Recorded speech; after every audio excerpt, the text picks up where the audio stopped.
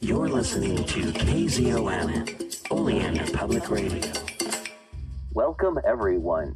This month we will be talking about and listening to Lair of the White Worm by Bram Stoker. Came out in 1911. It's a really good story. We did an episode about this, and you can listen to that in the archives. And if you want to help the show, make sure to check out pgttcm.com or check out PGTTCM on Facebook or YouTube, People's Guide to the Cthulhu Mythos.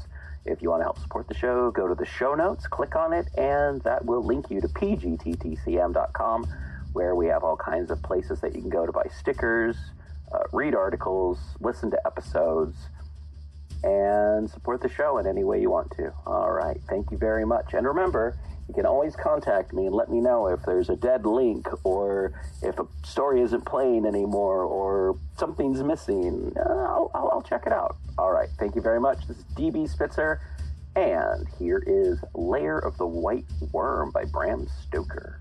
Chapter 17, The Mystery of the Grove. That afternoon, Adam decided to do a little exploring.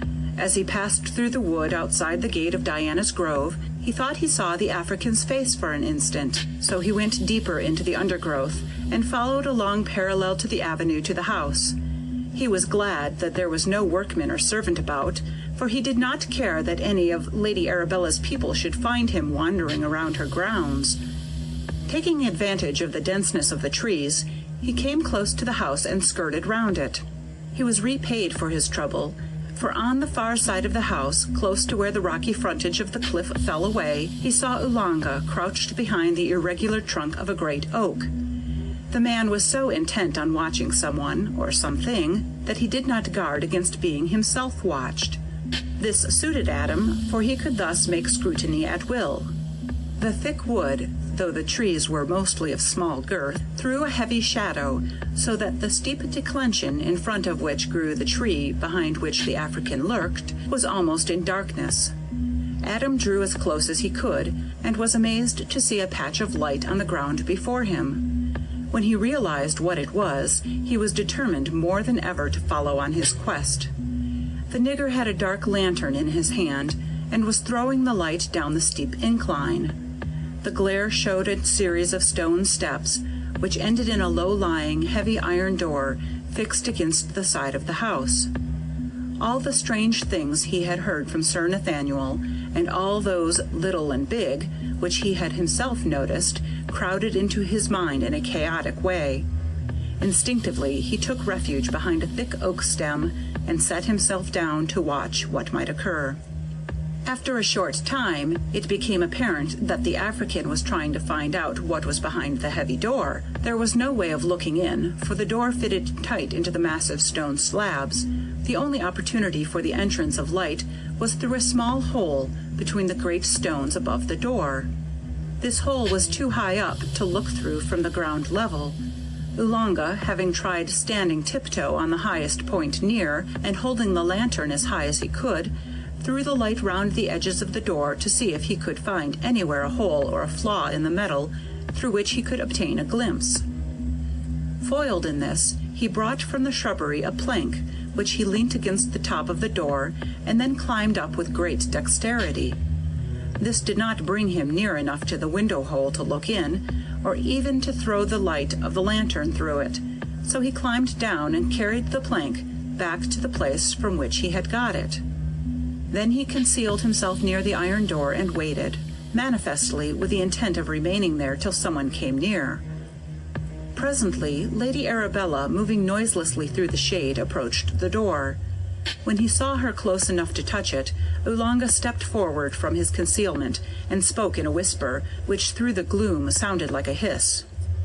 "I want to see you, missy, soon and secret." "What do you want?" "You know well, missy, I told you already." She turned on him with blazing eyes, the green tint in them glowing like emeralds. "Come, none of that. If there is anything sensible which you wish to say to me, you can see me here, just where we are, at 7 o'clock. He made no reply in words, but putting the backs of his hands together, bent lower and lower till his forehead touched the earth. Then he rose and went slowly away. Adam Salton from his hiding place saw and wondered. In a few minutes he moved from his place and went home to Lesser Hill, fully determined that 7 o'clock would find him in some hidden place behind Diana's Grove. At a little before 7, Adam stole softly out of the house and took the back way to the rear of Diana's Grove. The place seemed silent and deserted, so he took the opportunity of concealing himself near the spot whence he had seen Oolanga trying to investigate whatever was concealed behind the iron door. He waited perfectly still, and at last he saw a gleam of white passing soundlessly through the undergrowth. He was not surprised when he recognized the color of Lady Arabella's dress. She came close and waited, with her face to the iron door. From some place of concealment near at hand, Oolanga appeared and came close to her. Adam noticed with surprised amusement that over his shoulder was the box with the mongoose. Of course, the African did not know that he was seen by anyone, least of all by the man whose property he had with him. Silent-footed as he was, Lady Arabella heard him coming and turned to meet him. It was somewhat hard to see in the gloom, for, as usual, he was all in black, only his collar and cuffs showing white. Lady Arabella opened the conversation which ensued between the two. "What do you want? To rob me or murder me?" "No, to love you." This frightened her a little, and she tried to change the tone. "Is that a coffin you have with you? If so, you are wasting your time. It would not hold me." When a nigger suspects he is being laughed at, all the ferocity of his nature comes to the front, and this man was of the lowest kind. "Dis ain't no coffin for nobody. Dis box is for you, something you love. Me give him to you." Still anxious to keep off the subject of affection, on which she believed him to have become crazed, she made another effort to keep his mind elsewhere. "Is this why you want to see me?" He nodded. "Then come round to the other door, but be quiet. I have no desire to be seen so close to my own house in conversation with a nigger like you." She had chosen the word deliberately. She wished to meet his passion with another kind. Such would, at all events, help to keep him quiet. In the deep gloom she could not see the anger which suffused his face. Rolling eyeballs and grinding teeth are, however, sufficient signs of anger to be decipherable in the dark. She moved round the corner of the house to her right. Oolanga was following her when she stopped him by raising her hand. "No, not that door," she said. "That is not for niggers. The other door will do well enough for you." Lady Arabella took in her hand a small key which hung at the end of her watch chain and moved to a small door, low down, round the corner, and a little downhill from the edge of the brow. Oolanga, in obedience to her gesture, went back to the iron door. Adam looked carefully at the mongoose box as the African went by, and was glad to see that it was intact. Unconsciously, as he looked, he fingered the key that was in his waistcoat pocket. When Oolanga was out of sight, Adam hurried after Lady Arabella. End of chapter 17.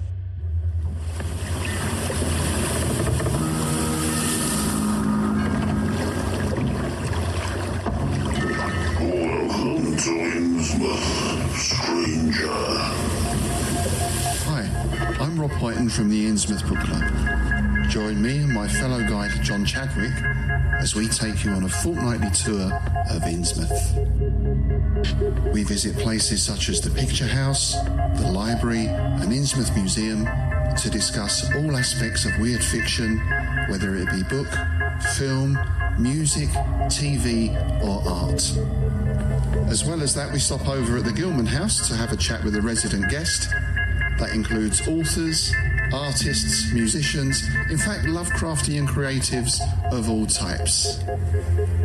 You can find our free shows on Patreon, and there you can also sign up as a patron, which brings you bonus content, plus a monthly PDF copy of Innsmouth News, which features articles, author spotlights, all the latest news and reviews, and more.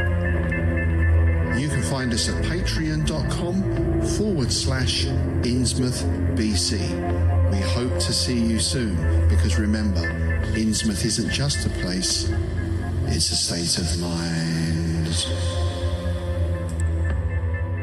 Check out the show notes or go to pgttcm.com for more information. And also check us out on Facebook, Instagram, YouTube, and all the other places where podcast stuff exists. All right, back to the show. In Legacy Door, a lurker from space casts a shadow over time.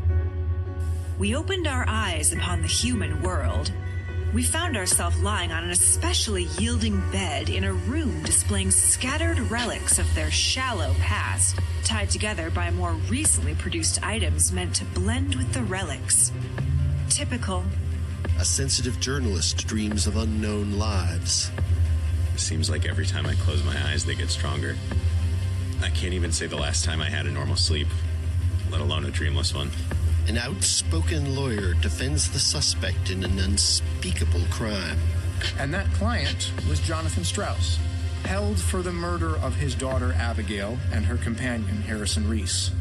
And a stalwart investigator tries to drag it all into the light. Some of the Reeses and the Strausses have been involved with something that seems to include an obsession with bloodlines and longevity for at least decades. Legacy Door is a weekly cosmic horror mystery podcast. An ensemble of actors tell a story, also available in paperback, Kindle, and audiobook. Available now. Chapter 18, Exit Ulanga. The woman turned sharply as Adam touched her shoulder. "One moment whilst we are alone. You had better not trust that nigger," he whispered. Her answer was crisp and concise. "I don't. Forewarned is forearmed. Tell me if you will. It is for your own protection. Why do you mistrust him?" "My friend, you have no idea of this man's impudence.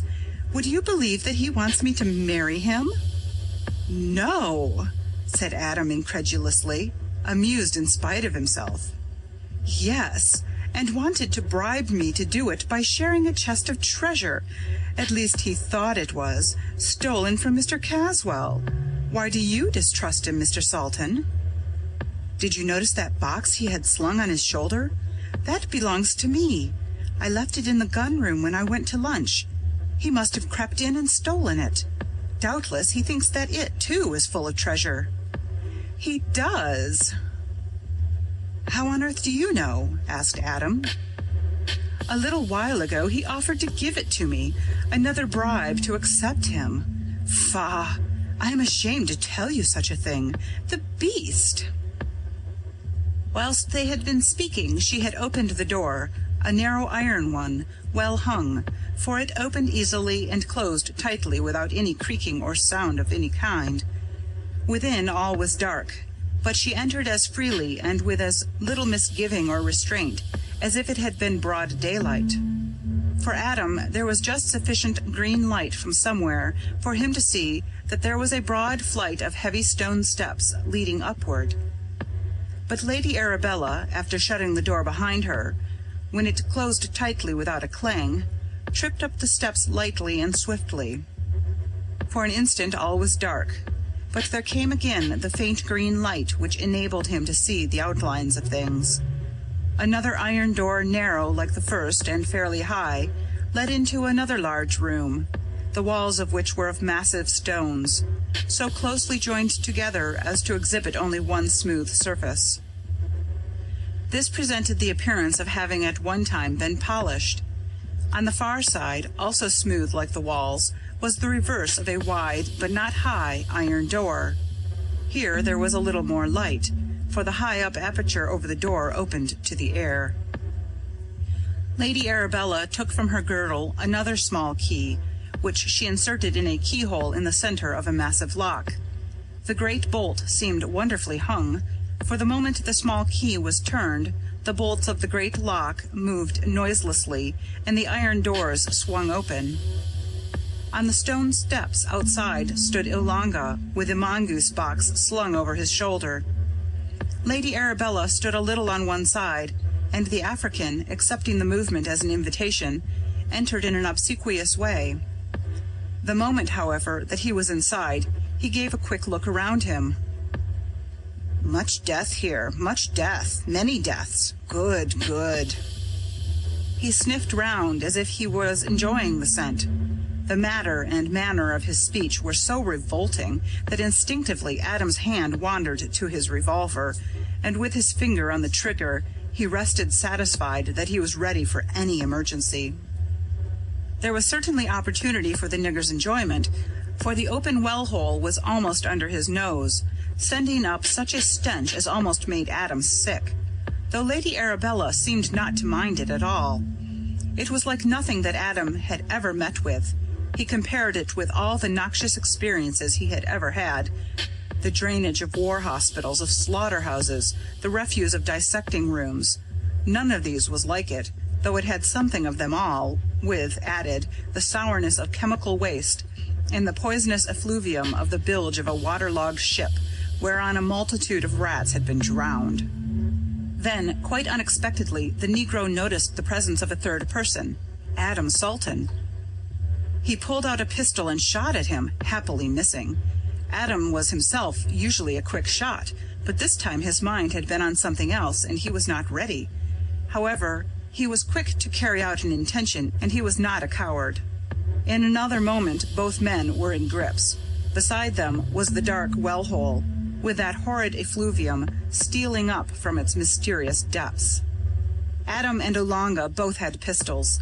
Lady Arabella, who had not one, was probably the most ready of them all in the theory of shooting, but that being impossible, she made her effort in another way. Gliding forward, she tried to seize the African, but he eluded her grasp, just missing, doing so falling into the mysterious hole. As he swayed back to firm foothold, he turned his own gun on her and shot. Instinctively, Adam leaped at his assailant. Clutching at each other, they tottered on the very brink. Lady Arabella's anger was now fully awake, was all for Olanga. She moved towards him with her hands extended, and had just seized him when the catch of the locked box, due to some movement from within, flew open, and the king cobra killer flew at her with a venomous fury impossible to describe. As it seized her throat, she caught hold of it, and with a fury superior to its own, tore it in two just as if it had been a sheet of paper. The strength used for such an act must have been terrific. In an instant it seemed to spout blood and entrails, and was hurled into the well-hole. In another instant she had seized Olanga, and with a swift rush had drawn him, her white arms encircling him, down with her into the gaping aperture. Adam saw a medley of green and red lights blaze in a whirling circle, and as it sank down into the well, a pair of blazing green eyes became fixed, sank lower and lower with frightful rapidity, and disappeared, throwing upward the green light which grew more and more vivid every moment. As the light sank into the noisome depths, there came a shriek which chilled Adam's blood, a prolonged agony of pain and terror which seemed to have no end. Adam Salton felt that he would never be able to free his mind from the memory of those dreadful moments. The gloom which surrounded that horrible carnal pit, which seemed to go down to the very bowels of the earth, conveyed from far down the sights and sounds of the nethermost hell. The ghastly fate of the African as he sank down to his terrible doom, his black face growing gray with terror, his white eyeballs now like veined bloodstone, rolling in the helpless extremity of fear. The mysterious green light was in itself a milieu of horror, and through it all the awful cry came up from that fathomless pit, whose entrance was flooded with spots of fresh blood. Even the death of the fearless little snake killer, so fierce, so frightful, as it stained with a ferocity which told of no living force above earth, but only of the devils of the pit, was only an incident. Adam was in a state of intellectual tumult, which had no parallel in his experience. He tried to rush away from the horrible place. Even the baleful green light thrown up through the gloomy well shaft was dying away as its source sank deeper into the primeval ooze. The darkness was closing in on him in overwhelming density. Darkness in such a place and with such a memory of it. He made a wild rush forward, slipped on the steps in some sticky, acrid-smelling mass that felt and smelt like blood, and falling forward, felt his way into the inner room, where the well shaft was not. Then he rubbed his eyes in sheer amazement. Up the stone steps from the narrow door by which he had entered glided the white-clad figure of Lady Arabella, the only color to be seen on her being blood marks on her face and hands and throat. Otherwise, she was calm and unruffled, as when earlier she stood aside for him to pass in through the narrow iron door. End of chapter 18.